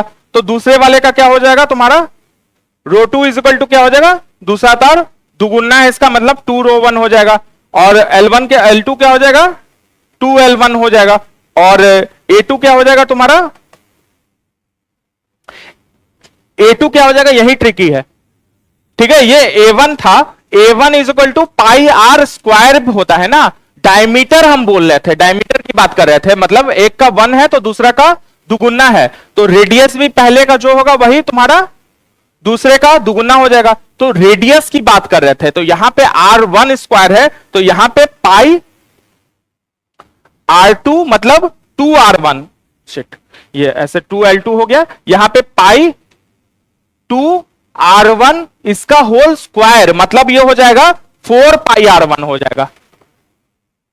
ये समझ में आ रहा है कहां सब लोग गलती कर रहे थे जिनका 5 या 20 आ रहा था? हम डायमीटर का बात किए थे, यानी कि तुम्हारा व्यास की बात किए थे। डायमीटर जो होता है वो पहले का अगर 1 है तो दूसरे का क्या है? 2 है, मतलब पहले का दुगुना है। पहले का अगर 2 है तो दूसरे का क्या हो जाएगा? 4 डायमीटर। यानी कि रेडियस क्या हो जाएगा तुम्हारा? त्रिज्या बोलते हैं ना रेडियस को। त्रिज्या भी पहले जस्ट आधा हो, लेकिन रेशियो क्या रहेगा? रेशियो तो उतना ही रहेगा ना। अगर एक चीज ऐसे अलग से हटा के बताओ, पहले का डायमीटर 4 है तो दूसरे का डायमीटर क्या हो जाएगा? 8 व्यास। तो पहले का रेडियस क्या बन जाएगा? 2, इसका आधा होता है। और दूसरे का रेडियस क्या हो जाएगा? 4, मतलब रेडियस भी दुगुना होगा। रेशियो तो 1:2 ही मेंटेन होगा ना, चाहे डायमीटर का हो चाहे रेडियस का हो। अब आ जाते हैं वापस से क्वेश्चन पे। एरिया मेरे फॉर्मूला में रेडियस है या डायमीटर है या एरिया है? ये जो फॉर्मूला है रो L बाई ए, यहां पे ये ए क्या है तुम्हारा? एरिया है। एरिया बराबर क्या होता है फॉर्मूला? पाई आर स्क्वायर। तो पहले वाले का R1 स्क्वायर है, दूसरे वाले का R2 स्क्वायर हो जाएगा। और R2 बराबर क्या बोल रहे हैं? 2R1। तो मतलब 2R1 का स्क्वायर हो जाएगा, मतलब टोटल क्या हो जाएगा? 4R1 हो जाएगा। तो इसीलिए मेरा आंसर हो जाएगा A2 का 4R1। अब दोनों को सॉल्व करोगे तो आसानी से आंसर तुम्हारा 10 आ जाएगा। अभी भी नहीं समझ में आई ये बात? अब इसको सॉल्व करो ना। R1 ये हो गया, R2 ये हो गया। R1 का वैल्यू अगर 10 ओम है तो R1:R2 कर दो और R1 का वैल्यू 10 पुट कर दो। हाँ, 10 ओम आएगा।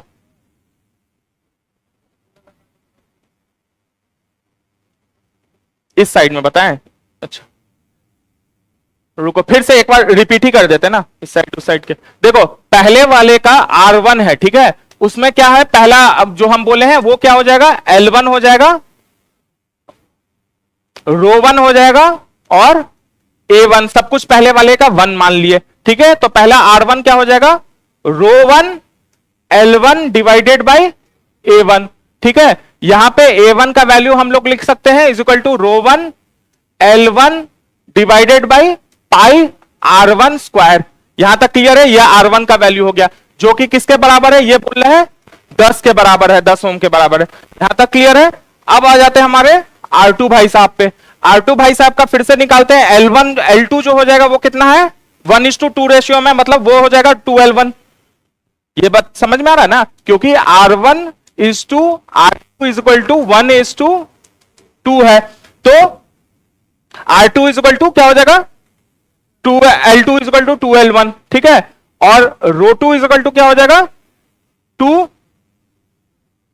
ρ2 R1:R2 1/2 नहीं है, सॉरी, तुम्हारा डायमीटर, तुम्हारा रेजिस्टिविटी और तुम्हारा लेंथ जो है 1:2 रेशियो में। क्वेश्चन देखो एक बार फिर से, तुम्हारा जो है, कोई हमको टोका भी नहीं कि R1:R2 हम 1:1:T लिख दिया, फिर तो सीधा 20 ओम हो जाना चाहिए आंसर।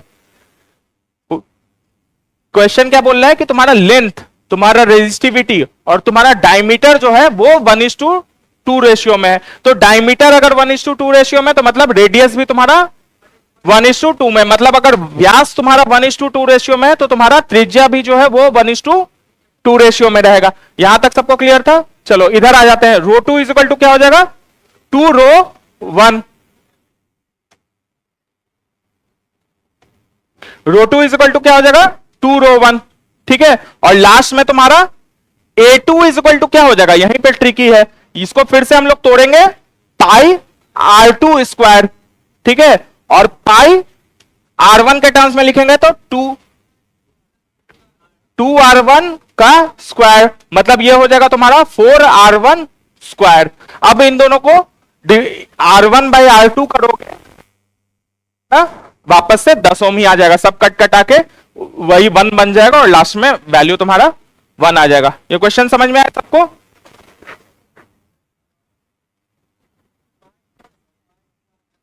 हाँ, पाई R1²। सबका समझ में आ रहा है सबको?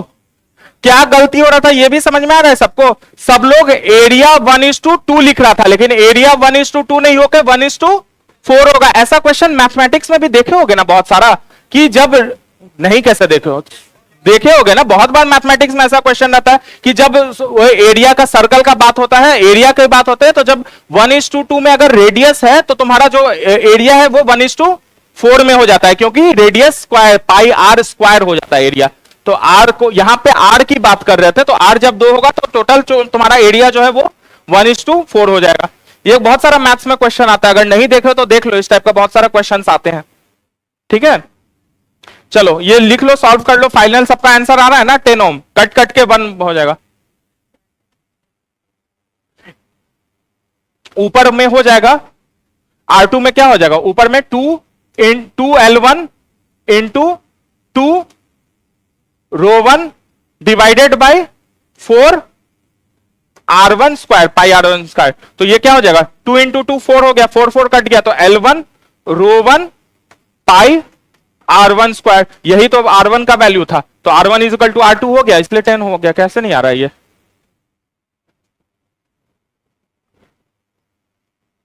सबको समझ में आ रहा है ना यहां तक? इतना मतलब शांति क्यों छा गया है, मतलब ऐसा कोई बड़ा बात बता दिया क्या? ये तो सिंपल मैथ्स में हम लोग बहुत बार इस टाइप का किया है ना। अच्छा, पंखा के कारण सबको गर्मी से हालत खराब हो रहा है। अच्छा अच्छा, वही हम बोले ऐसा क्यों मायूसियत छा गया भाई, ऐसा कितना बुरा बात बता दिया हम, ठीक है। 2 मिनट पहले सब बहुत खुश हो रहा था, व्यास बोल दिए थे हम, पता नहीं व्यास को कुछ और बोल दिए थे, अभी इतना दुखी हो गया सब लोग। चलो नेक्स्ट क्वेश्चन करो तो।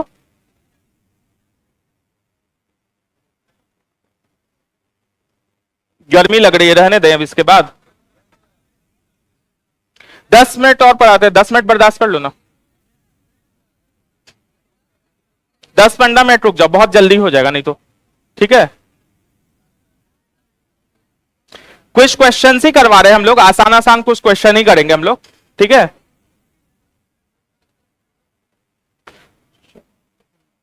तो कुछ था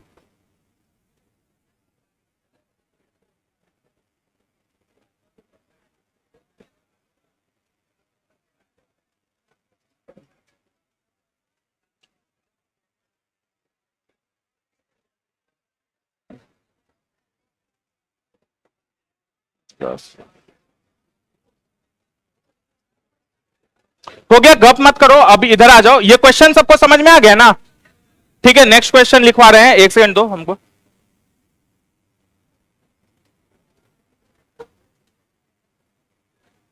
क्वेश्चन 8।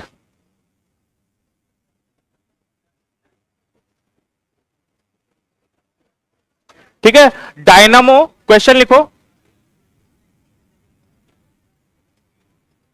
डायनामो एक ऐसा यंत्र है जो, क्वेश्चन क्वेश्चन लिख पा रहे हैं, डायनामो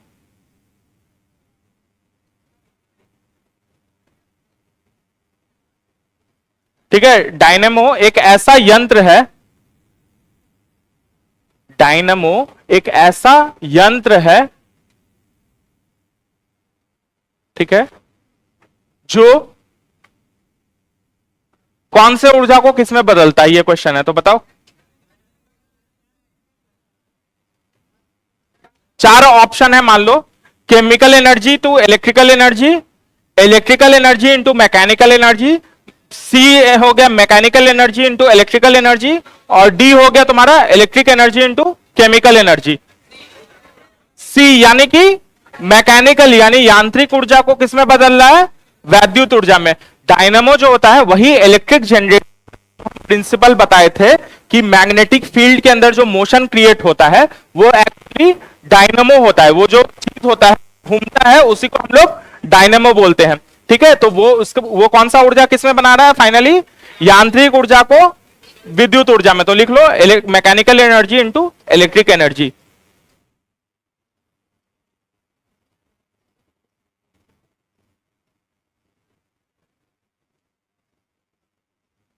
यांत्रिक ऊर्जा को तुम्हारा वैद्युत ऊर्जा में।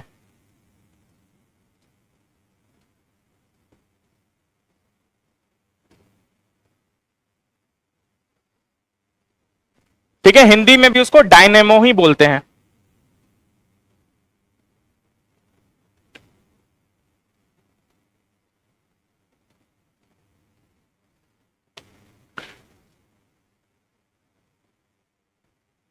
ठीक है, नेक्स्ट लिखो।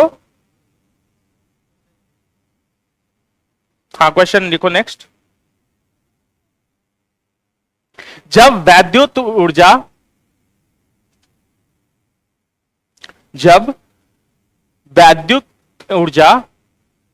गति में परिवर्तित होता है, जब वैद्युत ऊर्जा गति में परिवर्तित होता है तब चार ऑप्शन है।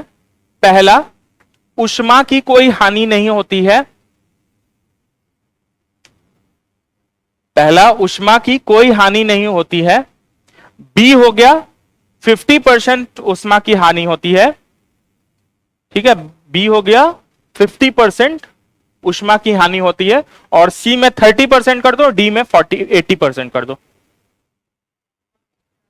पहला हो गया ऊष्मा की कोई हानि नहीं होती है, दूसरा में 50% हीट लॉस होता है, ऊष्मा हानि जो होती है वो 50% है, सी में हो गया 30% और डी में हो गया तुम्हारा 80%। ये पहले ये क्वेश्चन जो है हम उठाए हैं, ये बीपीएससी में भी पूछ चुका है। ठीक है, हानि इसमें नहीं होती है। जब उल्टा होता है ना, जब वैद्युत ऊर्जा तुम्हारा गति ऊर्जा में जब होता है तो वहां ऊष्मा की हानि नहीं होती है। ठीक है, ये थोड़ा सा हमको अटपटा था इसलिए हम इसको स्पेसिफिकली लिखवा दिए। अगर दिमाग लगा के सोचोगे तो मतलब कहीं ना कहीं हल्का फुल्का लॉस तो होगा ही, कोई हानि कैसे नहीं हो सकता है। लेकिन ये ऑफिशियल आंसर की से हम इस क्वेश्चन को उठाए थे, इसीलिए ये क्वेश्चन को हम तुम लोग के सामने बता रहे हैं। ये हमको भी थोड़ा सा अटपटा लगा था इसका आंसर, लेकिन ये बीपीएससी भी माने हुए इसका यही आंसर, तो इसीलिए हम तुम लोग को बता दिए कि जो ये कन्वर्जन होता है जब तुम्हारा किसमें, इलेक्ट्रिक एनर्जी जो तुम्हारा है मोशन में जब कन्वर्ट होता है, गति में जब वैद्युत ऊर्जा कन्वर्ट होता है, जैसे कि तुम्हारा मोटर हो गया, तुम्हारा फैन वगैरह सब में हो गया, तो उसमें जो है ऊष्मा हीट लॉस नहीं होता है। ठीक है,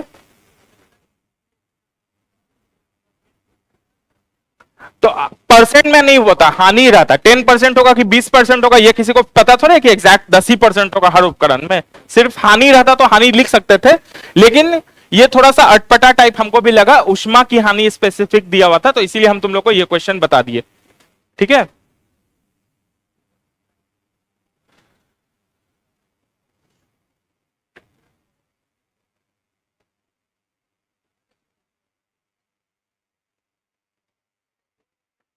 क्या रहा नेक्स्ट क्वेश्चन लिखो।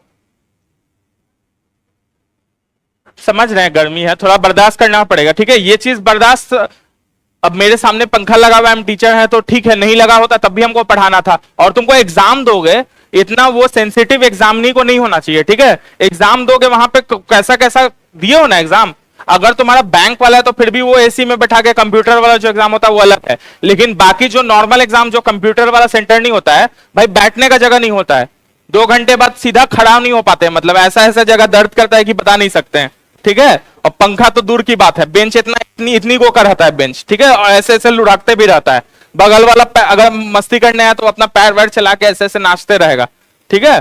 तो उसमें भी तुमको वो फेस करना है। गर्मी तो नहीं है रहता है, ज्यादातर गवर्नमेंट एग्जाम में पंखा नहीं है चलता है, ठीक है। वो स्कूल का वो पता नहीं कौन सा प्राइमरी स्कूल में बैठा देते हैं कि क्या बैठा देते हैं, हमको भी नहीं पता, लेकिन बहुत घटिया सीटिंग अरेंजमेंट होता है। तो तुमको उस चीज का आदत होना चाहिए, इतना वो बेबर्दाश्त मत हो,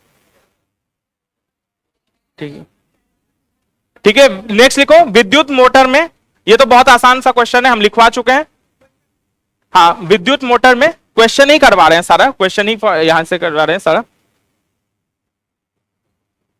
विद्युत मोटर में कौन सा ऊर्जा किसमें बदलता है? इलेक्ट्रिक एनर्जी मैकेनिकल एनर्जी में कोई बोल रहा है।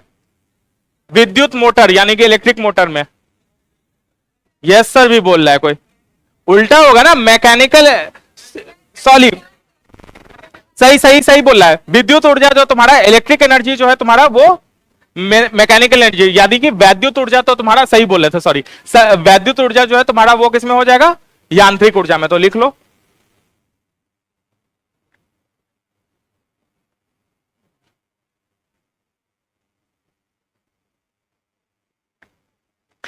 नेक्स्ट क्वेश्चन लिखो। ऐसा उपकरण जो रासायनिक ऊर्जा यानी कि केमिकल एनर्जी, ऐसा उपकरण जो रासायनिक ऊर्जा यानी कि तुम्हारा केमिकल एनर्जी को विद्युत ऊर्जा में परिवर्तित कर दे। Very good. ऐसा उपकरण जो रासायनिक ऊर्जा को वैद्युत ऊर्जा में परिवर्तित कर दे, इसका आंसर क्या होगा? सेल यानी कि बैटरी, बैटरी में लगा रहता है तो बैटरी।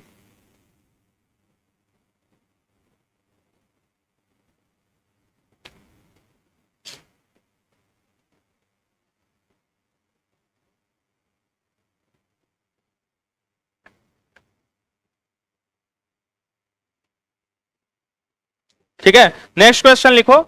फैराडे स्थिरांक यानी कि फैराडेज कांस्टेंट, फैराडे स्थिरांक यानी कि फैराडे कांस्टेंट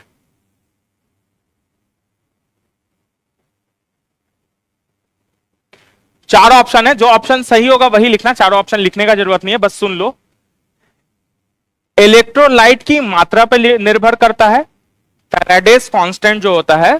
पहला ऑप्शन हो गया, सब लोग इधर ध्यान दो, लिखने में रहोगे तो फिर सुनोगे नहीं। पहला ऑप्शन हो गया, लिखना मत, इसको सिर्फ सुन लो, जो सही आंसर है सिर्फ उसी को लिखना। पहला ऑप्शन हो गया इलेक्ट्रोलाइट की मात्रा पे डिपेंड करता है, मतलब इलेक्ट्रोलाइट की मात्रा पे निर्भर करता है। दूसरा हो गया इलेक्ट्रोलाइट में पारित विद्युत धारा पर निर्भर करता है, मतलब इलेक्ट्रोलाइट में जो तुम्हारा इलेक्ट्रिक करंट है उस पर डिपेंड करता है कि कितना इलेक्ट्रिक करंट है इलेक्ट्रोलाइट में। तीसरा हो गया तुम्हारा विलायक के आयतन पर निर्भर करता है जिसमें इलेक्ट्रोलाइट घोला गया है, मतलब जो बॉडी जिसमें इलेक्ट्रोलाइट रखा गया है उसका क्या आयतन है, उसका क्या वॉल्यूम है, उस पर डिपेंड करता है। चौथा हो गया सार्वभौमिक स्थिरांक है, मतलब वो कांस्टेंट ही है, यूनिवर्सल कांस्टेंट है। और पांचवा हो गया इनमें से कोई नहीं या इनमें से एक से ज्यादा, ए बी सी डी। चलो एक आंसर दे रहा है कि यूनिवर्सल कांस्टेंट यानी डी दे रहा है। ऑप्शन फिर से, पहला हो गया इलेक्ट्रोलाइट की मात्रा पर निर्भर करता है, बी हो गया तुम्हारा इलेक्ट्रोलाइट में जो तुम्हारा करंट है इलेक्ट्रिक करंट उस पर निर्भर करता है। तीसरा हो गया तुम्हारा जो विलायक का आयतन है, जो वॉल्यूम है उस जिसमें इलेक्ट्रोलाइट घोला गया है उस पर डिपेंड करता है। चौथा हो गया कि यूनिवर्सल कांस्टेंट, और पांचवा हो गया कि इनमें से एक से ज्यादा या इनमें से कोई नहीं। तो कौन सा होगा? इलेक्ट्रोलाइट मतलब कौन सा? A option, B option, C? B, C. एक दो लोग डी भी बोले थे, डी कौन बोल रहा था? एक ही पर्सन डी बोल रहा है, दो लोग बोल रहा है, ठीक है। अब जरा दिमाग लगाओ, फैराडे स्थिरांक, फैराडेज कांस्टेंट, कोई भी चीज कांस्टेंट है मतलब वो कांस्टेंट है, तो वो एक यूनिवर्सल कांस्टेंट है, वो किसी चीज पे डिपेंड नहीं करता है, वो उसका वैल्यू हमेशा ही सेम रहता है, ठीक है। तो इसमें लिख लो, ये एक्चुअली यूनिवर्सल कांस्टेंट है, ये सिर्फ कांस्टेंट नहीं, कांस्टेंट तो रो भी था लेकिन वो चेंज होता था मटेरियल के कारण, लेकिन ये एक यूनिवर्सल कांस्टेंट है जो किसी भी चीज पे नहीं डिपेंड करता और इसका वैल्यू जो है वो फिक्स है। तो लिख लो इसमें आंसर, लिख लो सार्वभौमिक, सार्वभौमिक स्थिरांक है, यानी कि यूनिवर्सल कांस्टेंट, इंग्लिश में यूनिवर्सल कांस्टेंट है। और एक फैराडे का मान कितना होता है, ये कोई बता सकता है?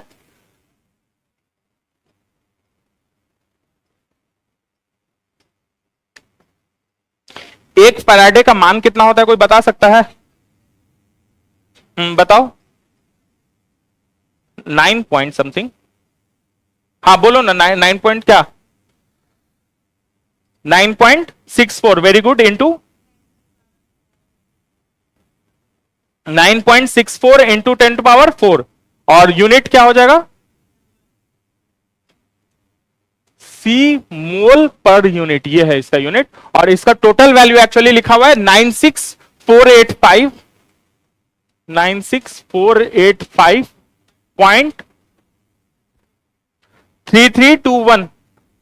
इतना ज्यादा कई बार नहीं पूछता है इसको, अगर 96500 भी लिखा है तो इस ऑप्शन को भी सही मानोगे, ठीक है, ठीक है। 96485.3321।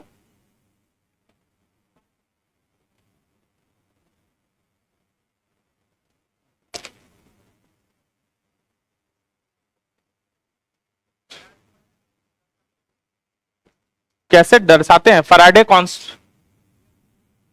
हाँ इसका यूनिट जो है ये सी मोल पर यूनिट, ये तो है यूनिट लिखा हुआ है, ऐसा ही यूनिट पूछ रहे हो ना, जैसे एम्पियर होता है करंट का, वैसे ही इसका ये होता है। एफ लिख सकते हैं, कैपिटल एफ लिखते हैं, फैराडे कांस्टेंट, ये बोल रहे हो क्या?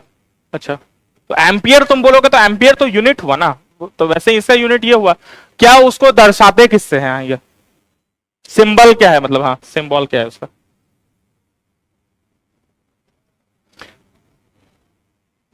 ठीक है, नेक्स्ट क्वेश्चन लिखो, लास्ट क्वेश्चन, चलो इसके बाद छोड़ देंगे, ठीक है।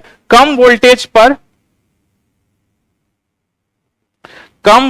पर ये याद रखना, फैराडेज कांस्टेंट डायरेक्ट पूछे हुए, ठीक है, ये कि डायरेक्ट इसका वैल्यू क्या होता है, इसका एक्चुअली निकलता है, ये फैराडेज लॉ से है, ऐसे करके फैराडेज लॉ बनता है, ठीक है।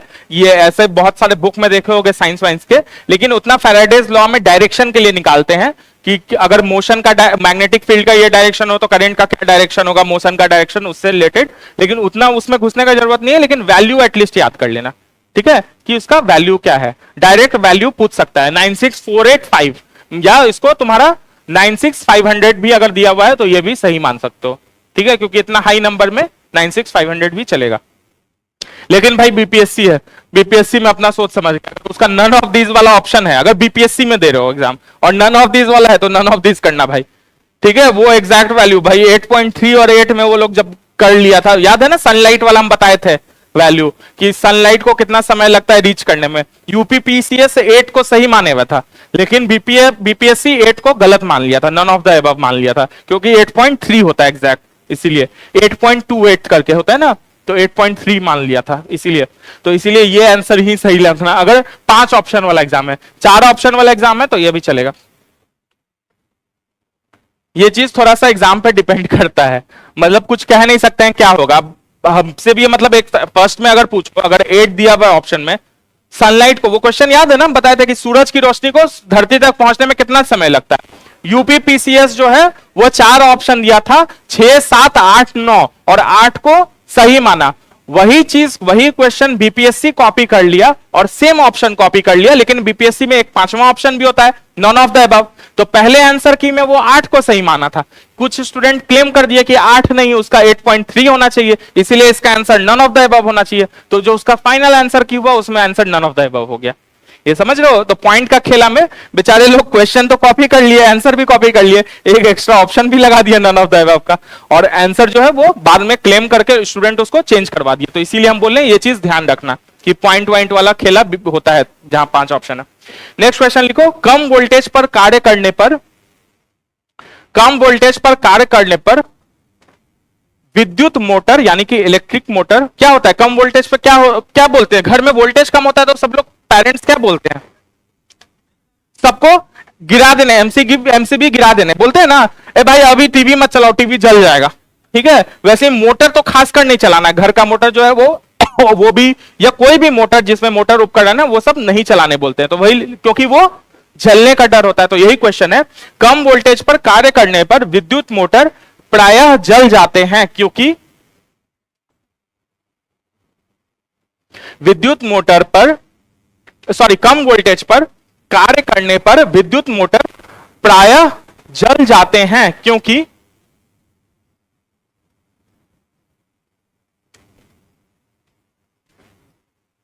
ठीक है, पहला ऑप्शन है ये अधिक विद्युत धारा खींचते हैं, इसको इंग्लिश में भी हम बोल देंगे, ये अधिक विद्युत धारा खींचते हैं जो वोल्टेज के प्रति लोमानुपाती होती है।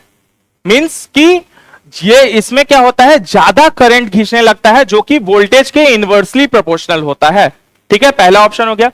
दूसरे ऑप्शन हो गया, वे अधिक विद्युत धारा खींचते हैं, मतलब सेम बात यहां तक सेम है कि करंट एक्सेस खींच रहा है, कॉमा, जो वोल्टेज के वर्गमूल के प्रति लोमानुपाती होती है। मतलब कि यहां के वोल्टेज का जो वर्गमूल है, वर्गमूल मतलब स्क्वायर रूट हो गया ना, स्क्वायर रूट के इनवर्सली प्रोपोर्शनल है। तीसरा ऑप्शन हो गया, वे वी स्क्वायर के समानुपाती ऊष्मा खींचते हैं, मतलब कि वे वी स्क्वायर के डायरेक्टली प्रोपोर्शनल हीट एनर्जी खींचता है। और लास्ट ऑप्शन हो गया, कम वोल्टेज जो होता है विद्युतीय विसर्जन प्रारंभ कर देता है। ठीक है, सी मतलब वे वी स्क्वायर के समानुपाती ऊष्मा खींचते हैं, ऊष्मा वर्ड भी है वहां पे। ऑप्शन फिर से हिंदी इंग्लिश अलग अलग रिपीट कर देते हैं, पहले हिंदी वाला ऑप्शन सुन लो। क्वेश्चन समझ गए कि कम वोल्टेज पे जो तुम्हारा मोटर होता है वो जल जाता है, क्यों? पहला, वे अधिक विद्युत धारा खींचते हैं जो वोल्टेज के प्रति लोमानुपाती होती है। बात मत करो, ऑप्शन सुनोगे नहीं तो फिर कैसे समझ में आएगा? ठीक है। दूसरा ऑप्शन हो गया, वे अधिक विद्युत धारा खींचते हैं, सेम बात, कॉमा, इसमें रीजन बोल रहा है कि जो वोल्टेज के वर्गमूल के प्रति लोमानुपाती होते हैं। ठीक है, मतलब वोल्टेज के वर्गमूल के इनवर्सली प्रोपोर्शनल होते हैं। तीसरा ऑप्शन हो गया, वे वी स्क्वायर के समानुपाती ऊष्मा खींचते हैं। ठीक है, और चौथा ऑप्शन हो गया, कम वोल्टेज विद्युतीय विसर्जन प्रारंभ कर देता है। समझ में आ गया चारों ऑप्शन? इंग्लिश में भी बता देते हैं एक बार चारों ऑप्शन।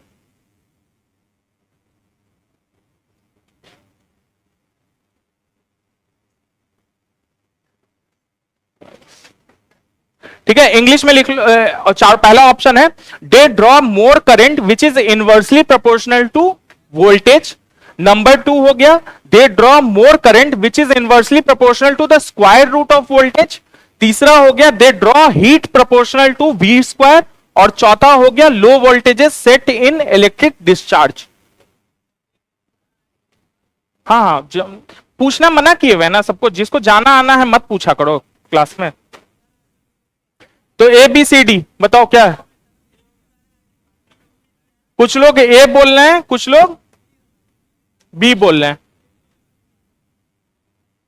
ठीक है, they draw more current which is inversely proportional to voltage बोल रहे हैं कुछ लोग, और कुछ लोग बोल रहे हैं they draw more current which is inversely proportional to square root of voltage.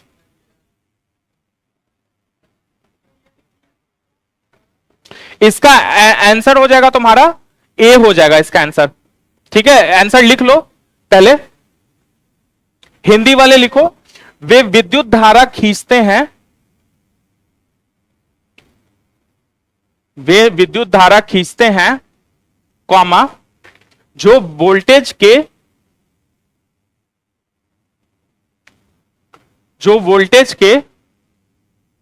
प्रतिलोमानुपाती प्रतिलोमानुपाती होती है। वे अधिक विद्युत धारा खींचते हैं कॉमा जो वोल्टेज के प्रतिलोमानुपाती मतलब इनवर्सली प्रोपोर्शनल प्रतिलोमानुपाती होती हैं। इंग्लिश में लिखो, दे draw more current, they draw more current which is inversely proportional to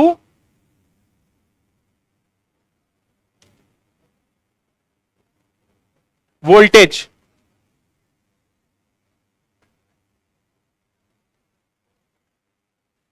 ठीक है, चलो इसके आगे नेक्स्ट क्लास में पढ़ाएं बताएंगे।